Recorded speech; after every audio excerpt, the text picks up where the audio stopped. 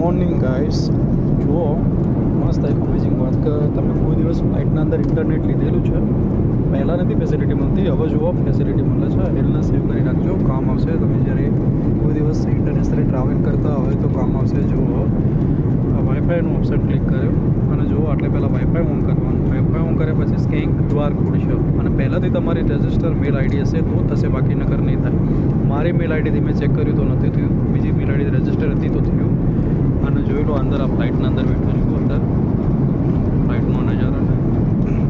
અને જોઈ લો અત્યાર જે બોમ્બેથી બેઠા હતા, બોમ્બેથી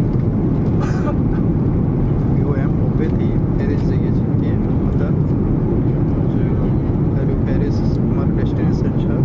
અને અત્યારે આવી ગયું છે બ્રેકફાસ્ટ સવારનું, જે નાસ્તો જેવું કહીએ, બ્રેડ છે, પછી જ્યુસ છે, અને દૂધ અને ફ્રૂટ, દહીં અને જે રાઈસની ટિક્કી ને બધું આવ્યું છે.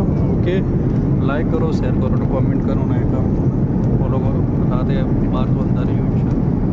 Thank you.